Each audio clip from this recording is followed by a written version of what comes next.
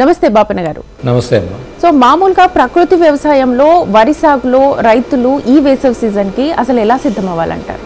ఈ వరి సీజన్కి ఇప్పుడు వేసవి కాలంలో వచ్చేసి మనకి ముందుగా విత్తనాన్ని సిద్ధం చేసుకోవాలి. విత్తనం శుద్ధి చేసుకోవటానికి బీజామృతం, తర్వాత విత్తనాన్ని మనం నార్మల్లో చల్లుకునే ముందర ఘనజీవామృతం, ఓహెచ్లు, తర్వాత ఐఎంఓలు వీటన్నింటినీ కూడా సిద్ధం చేసుకుని ఉంచుకోవాలండి.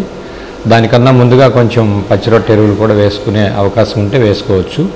ఆల్రెడీ చాలా చోట్ల మనకి ఇప్పుడు వరి నారుమళ్ళు సిద్ధమయ్యాయి. మన భూమిభారతి దేశీయ విత్తన కేంద్రం తరఫున కొంతమందికి విత్తనాలు కూడా పంపించామండి. ఇది సాధారణంగా ప్రతి రైతు ఆచరించే పద్ధతులే. ముందుగా నారుమడి సిద్ధం చేసుకోవటం.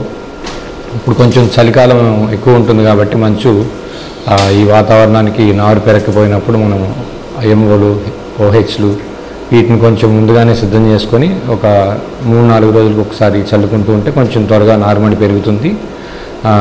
మనం పీకేటప్పుడు ఇబ్బంది లేకుండా మన గోమయ భస్మం అంటే ఆవు పిడకల మస్సి కానీ లేదంటే బూడిద కానీ మన నారుమడిలో 4-5 రోజులకు ఒకసారి చల్లుకుంటూ ఉంటే రేపు నారుమడి పీకేటప్పుడు తెగిపోకుండా ఎక్కువగా నష్టపోకుండా ఉంటాము. నారు కూడా మంచిగా వస్తుంది. ఓకే, ఇప్పుడు ప్రధానంగా నారుమడిని మీరు అన్నట్లుగా నారుమడిని సిద్ధం చేసుకోవాలన్నారు. ఇది ప్రతి సీజన్కి మారుతూ ఉంటుందా లేకపోతే ఎలా చేసుకోవాలి? ప్రతి సీజన్కి మారేదే ఉండదండి. రైతులకి ఇది ప్రతి సంవత్సరం అనుభవమే.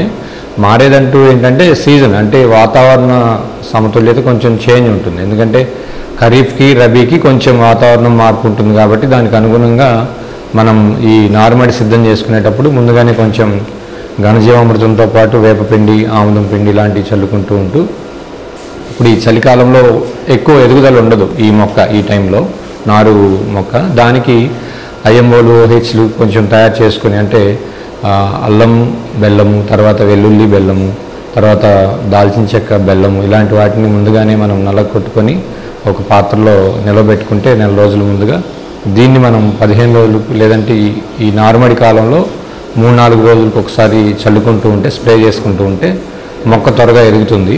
అంటే ఇది బూస్టర్స్ అన్నమాట, గ్రోత్ బూస్టర్స్ అంటారు.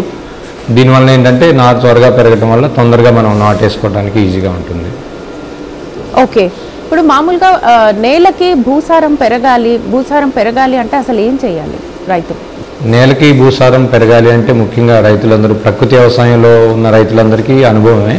మళ్ళీ ప్రత్యేకంగా చెప్తుంది ఏంటంటే పచ్చిరొట్ట ఎరువులు, జీలుగా, పిల్లి పెసర, తర్వాత ఇలాంటి రకాల ధాన్యాల్ని, ద్విదళాలని మనం భూమిలో నాటుకొని అవి 4 రోజులు పువ్వు పూసే టైం వరకు ఉంచేసి దాన్ని తిరిగి భూమిలో కలయిదున్నుకోవటం వల్ల మంచి పోషకాలు, సూక్ష్మ పోషకాలన్నీ అభివృద్ధి చెందుతాయి నేలలో. అలానే నవధాన్యాలు కూడా చేయొచ్చు. నవధాన్యాలను కూడా మొలక కట్టి మనం భూమిలో వేసిన తర్వాత 4 రోజుల లోపల దాన్ని తిరిగి మళ్ళీ భూమిలోకి కలిపేయటం వల్ల కూడా భూమిలో సూక్ష్మ పోషకాలు పెరుగుతాయి.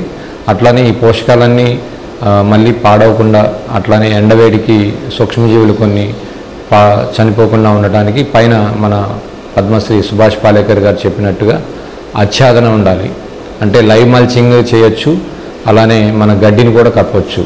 దీనివల్ల ఏంటంటే భూమిలో ఉన్న పోషకాలు మరియు సూక్ష్మజీవులు, వానపాములు ఇవన్నీ కూడా నశించకుండా మంచిగా భూమిలో ఉన్న ఈ సూక్ష్మ పోషకాలను అభివృద్ధి చెందేలాగా చేస్తాయి.